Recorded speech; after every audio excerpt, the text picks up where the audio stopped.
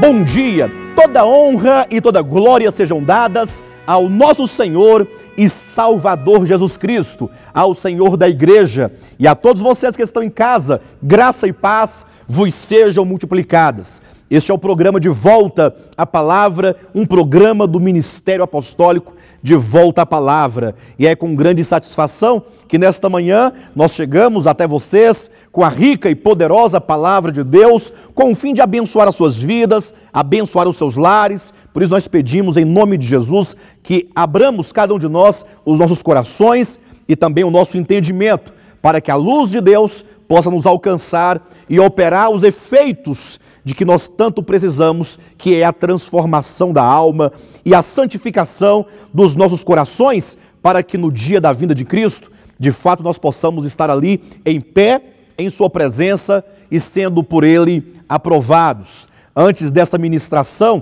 da palavra nesta manhã, eu quero apenas lembrá-los que vocês poderão ter comunhão conosco em uma de nossas extensões ministeriais, seja aqui em Taguatinga, na QI 4, lote 23, setor de indústria de Taguatinga. Todos os domingos às 18 horas estamos aqui celebrando ao Deus triuno, ministrando aqui e sendo ministrados pela palavra de Deus. Ou também em Planaltina, do Distrito Federal, aos domingos às 19 horas, neste endereço que está aí no seu televisor, ou mesmo em Goiânia. Vocês, irmãos de Goiânia, nós também temos em Goiânia uma extensão ministerial, aí também estará o endereço. Os irmãos estão ali todos os domingos às 19 horas. Acesse nosso site devoltaapalavra.com e ali vocês vão encontrar não somente os endereços, mas também a agenda de cultos das nossas igrejas, para que vocês possam se planejar e, quem sabe, fazer-nos uma visita, estender essa comunhão para conosco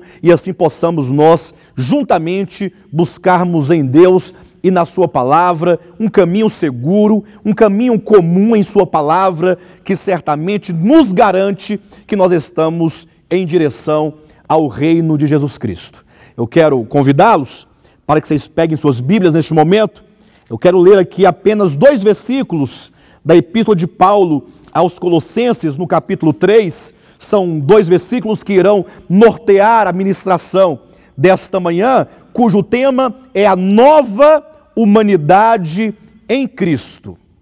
Lembro que na semana passada nós começamos aqui a ministrar, trazendo aqui as características de uma genuína igreja de Jesus Cristo. Nós temos que levar em consideração, vivemos num tempo de muita treva espiritual, num tempo de um pluralismo religioso muito grande, e se nós focarmos tão somente o cristianismo, ainda aqui nós veremos uma grande torre de Babel, porque a cada dia surgem novas denominações, são novos grupos, são novos movimentos, de maneira que o cristão genuíno, verdadeiro, que ama a Jesus e quer de fato fazer a sua vontade, muitas vezes fica confuso. E, portanto, queremos auxiliá-los no sentido de apresentar a Escritura, sobretudo apresentando o princípio geral da semana passada, de que uma verdadeira igreja de Jesus Cristo não é aquela que traz as tradições do seu tempo ou que simplesmente anda segundo o curso de pensamento religioso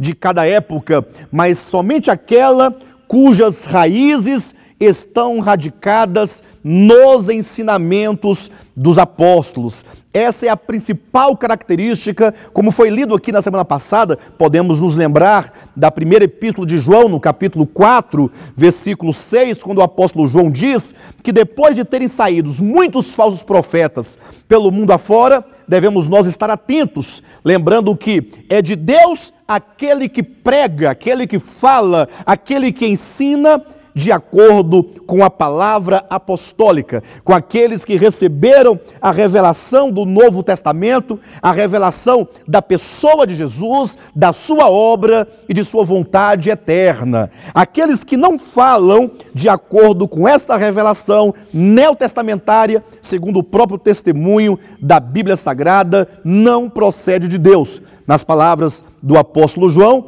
ele diz: neles, ou seja, num falar que se desvia da Bíblia Sagrada, sobretudo do Novo Testamento, nele se identifica e se reconhece o espírito do erro. Bem, esse é um princípio geral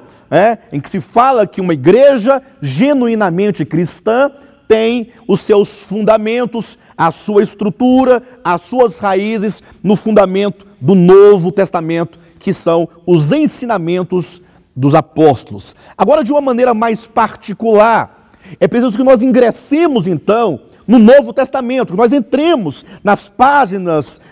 dos 27 livros do Novo Testamento, Mateus, Marcos, Lucas, João, Atos, Romanos, Coríntios, Efésios, e assim sucessivamente, para então nós abstrairmos, identificarmos, conhecermos quais são essas doutrinas apostólicas. Conforme a Bíblia coloca, esse conjunto de doutrinas bíblicas e apostólicas é chamada de a sã doutrina. E, portanto, hoje, baseado em Colossenses capítulo 3, versículos 10 e 11, queremos começar, então, a trazer aqui algumas nuances dessa verdade neotestamentária. Ou seja, queremos trazer aqui o princípio, o começo de algumas doutrinas que são centrais e que são fundamentais no entendimento da vontade eterna de Deus. Vamos falar sobre a nova humanidade em Cristo. Leia comigo Colossenses capítulo 3, versículos 10 e 11, que nos diz assim: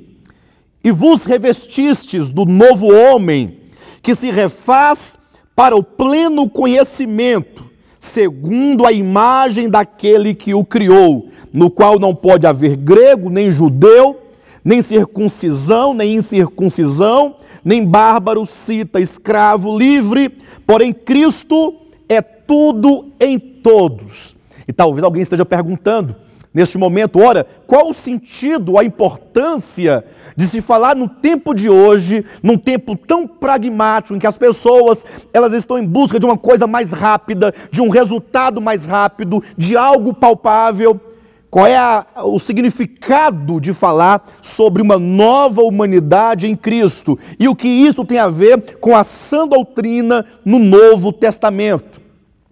Para tanto, nós temos que olhar para a Escritura como um todo. Sabemos que Deus criou o homem, lá em Gênesis capítulo 2. Deus criou o homem, homem e mulher, e Deus os criou para um propósito específico. Mas sabemos também, pela mesma Escritura, que este homem criado, ele caiu. Ele não somente caiu, mas ele foi corrompido, espírito, alma, corpo, coração, vontades, emoções, todo o ser do homem, ele foi tomado por uma natureza perversa de rebelião, de pecado e de morte, de maneira que em Adão, nesse Adão criado, porém caído, surgiu agora uma humanidade caída. Uma humanidade que, segundo não somente o próprio testemunho da Bíblia Sagrada, mas o testemunho da história, o testemunho da nossa sociedade, do nosso tempo, nós vemos um testemunho de uma humanidade que está numa guerra constante.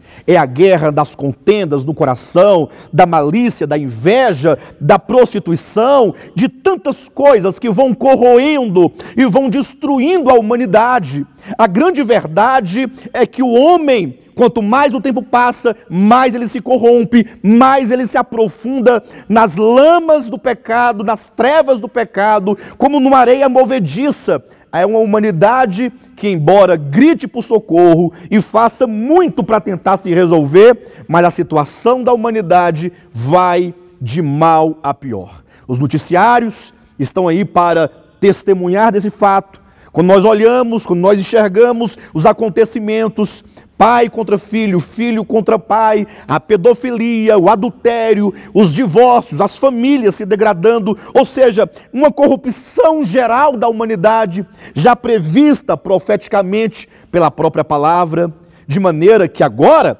vem Jesus. Cristo surge como o Salvador da humanidade, aquele que veio do céu não para ajudar as pessoas a prosperarem nas suas riquezas terrenas, não simplesmente para resolver o problema de um caroço, ou de uma ferida, ou de uma doença em específico, mas ele vem para resolver o problema do homem, o problema do pecado, o problema da queda. E, portanto, o Novo Testamento nos mostra que, quando nós lemos ali, desde o nascimento de Jesus, a sua obra de redenção, na cruz do Calvário, a sua morte e a sua ressurreição, nós vamos encontrar que toda essa obra tem um fim, tem um objetivo, que é produzir, a partir dele, uma nova humanidade. Então, não nos esqueçamos deste fator crucial, que é o objetivo final e máximo da obra de Cristo. Vivemos num tempo em que se prega o nome de Jesus e se pregam muitos evangelhos. Mas o que esses evangelhos estão anunciando? Ora, estão dizendo que Jesus veio para modificar a sua vida humana aqui e agora, neste mundo terreno.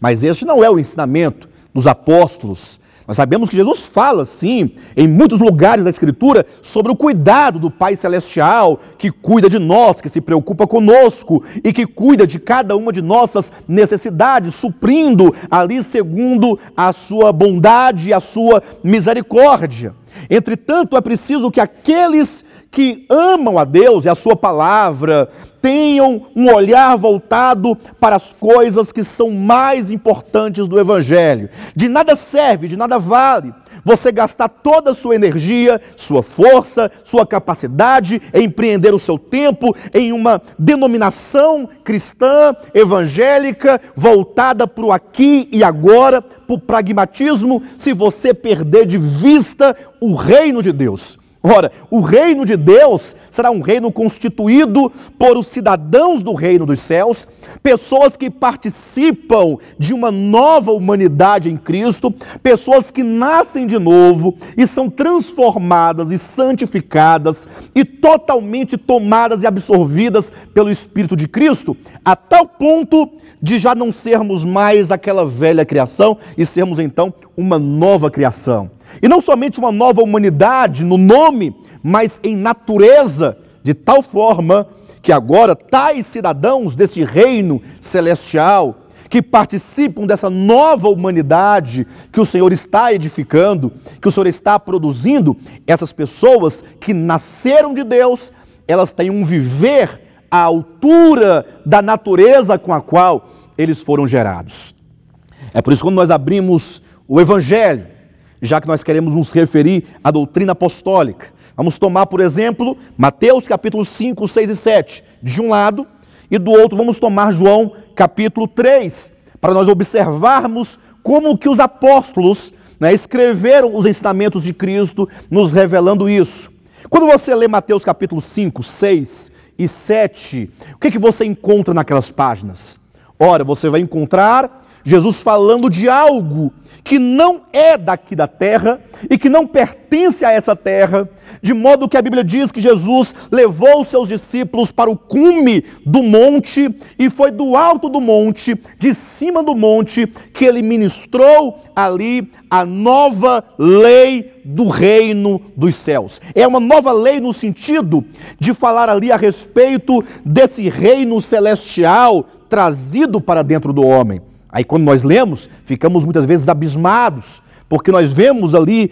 o Senhor falar de coisas que nós não conseguimos ver no cristianismo histórico. Há uma disparidade entre as palavras de Cristo em Mateus 5, 6 e 7, que ali é o sermão da montanha, com a igreja histórica que tem se manifestado historicamente e pragmaticamente e empiricamente uma igreja egoísta que vive e luta pelos seus próprios interesses com o fim de se confirmar aqui na terra mediante o seu crescimento, não somente numérico, mas sobretudo no status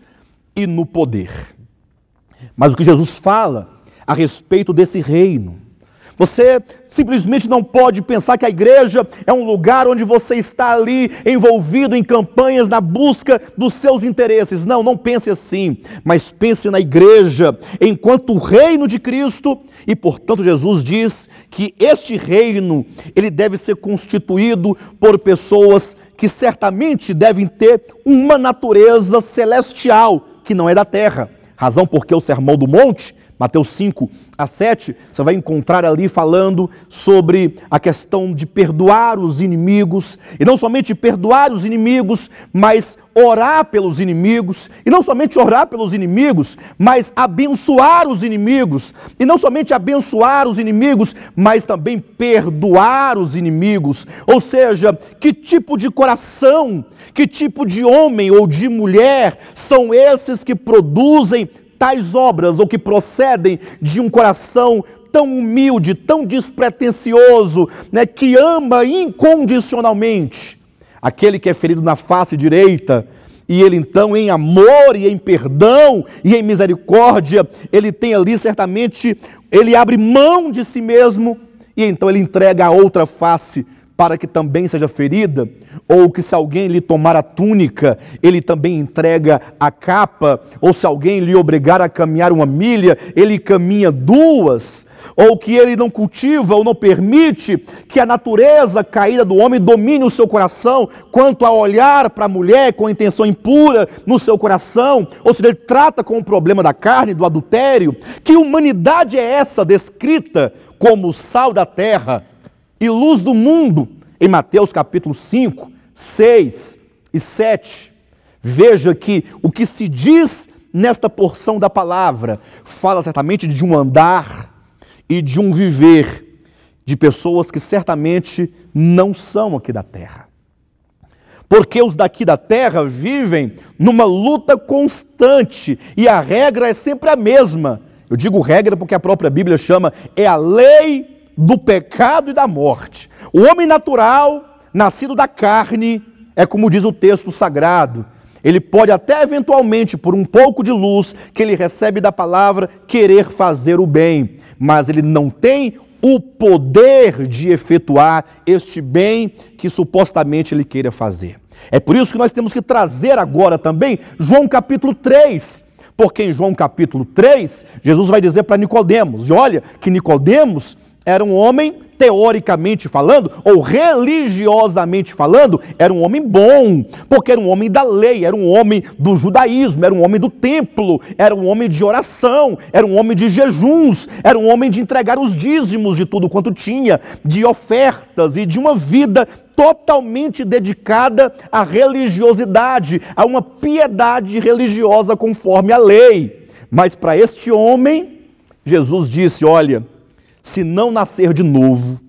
não pode entrar no reino de Deus. Não pode sequer ver o reino de Deus. É por isso que esse texto nos revela que a nova humanidade em Cristo não é uma questão de mero comportamento ou de mero procedimento legalista, mas, sobretudo, uma questão de nascer de novo, nascer outra vez. Mas não é nascer uma segunda vez no processo de reencarnação, como alguns pensam, porque o próprio texto de João 3 nega tal possibilidade. Jesus fala, não, Nicodemos, não fala de um nascimento da carne. Lembre-se que o que é nascido da carne é carne, mas o que é nascido do Espírito é Espírito. Refiro-me, disse Jesus, ao nascimento do alto, ao nascimento do Espírito. Quando Deus entra no interior do homem, regenera seu espírito, e ali começa,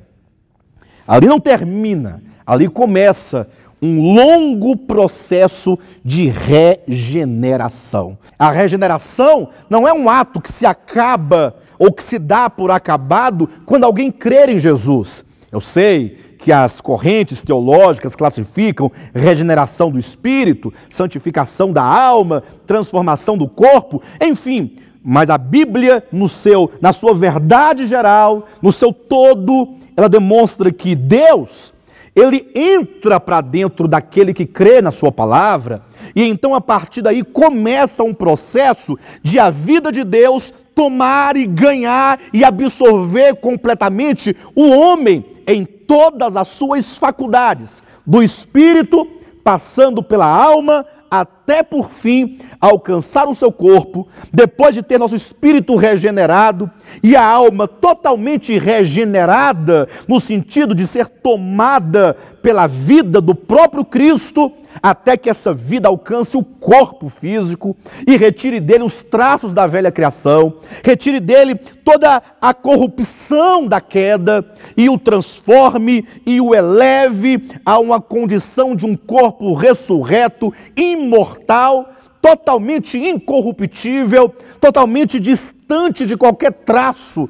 da velha criação, um corpo como o corpo do Cristo ressuscitado, conforme o testemunho de Filipenses, no capítulo 3, versículo 20, que diz que esse corpo de vergonha, por fim, será totalmente tomado, elevado e glorificado, e teremos um corpo tão glorioso quanto o corpo do Cristo ressuscitado, do Cristo glorificado, do Cristo exaltado. Então veja que enquanto Mateus, capítulo 5, 6 e 7, nos fala de um padrão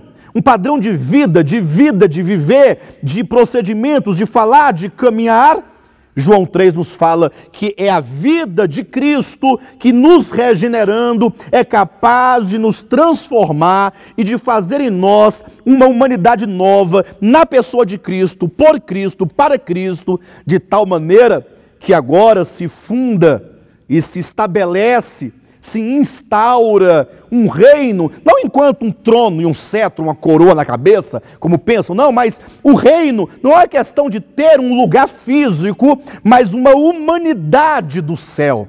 Por isso que nós falamos a nova humanidade em Cristo. Ou seja, é Cristo vivendo, habitando dentro do homem, tomando-o completamente. E aí sim, é nisto quando Jesus diz lá em João capítulo 17, é nisto que o mundo vai conhecer que o Pai nos amou e que o Filho entregou por nós a sua vida. Não é o fato de simplesmente haver milhares de denominações, de crentes de toda sorte, todo mundo é crente, todo mundo é cristão, todo mundo é tudo e no final não é nada. Por quê? Porque o homem continua na desgraça da sua queda, dos seus pecados, das suas cobiças, das suas guerras, cada um por si e todos contra todos. Não. A nova humanidade é diferente. É por isso que,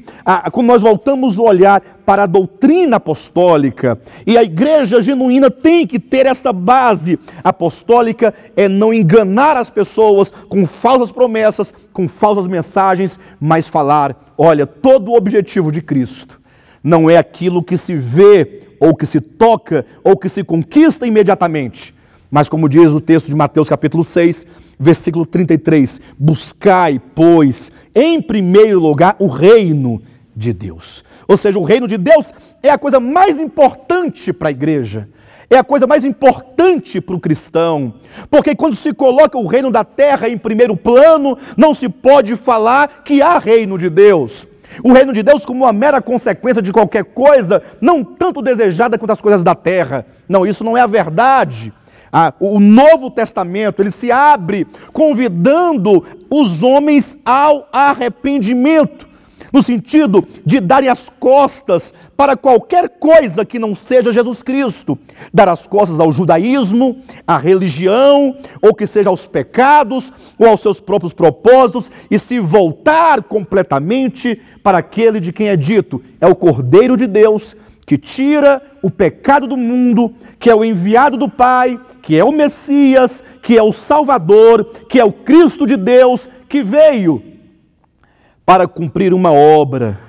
de fundar, de instaurar, de gerar, de produzir para o Pai um reino de pessoas que foram não somente eleitas e predestinadas, mas foram chamadas, foram justificadas, foram redimidas, foram regeneradas, foram santificadas, foram conformadas à imagem do próprio Filho, porque o Filho gerou essa humanidade a partir de si mesmo, da sua própria substância, da sua própria vida, e por fim, então, glorificados para a glória de Deus. É por isso que o texto de Colossenses capítulo 3 nos diz da necessidade de nos revestirmos do novo homem, que se refaz para o pleno conhecimento, segundo a imagem daquele que o criou. Essas palavras não são para incrédulos, não, é para crentes. Afinal, Paulo escreveu aos santos que estavam em Colossos, na igreja de Colossos, é dito,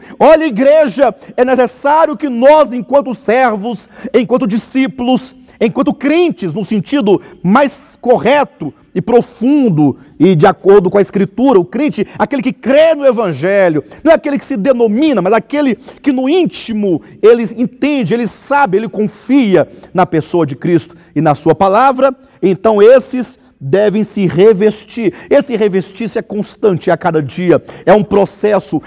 orgânico, é um processo de Deus trabalhar-se para dentro de nós, Igreja de Jesus Cristo. É hora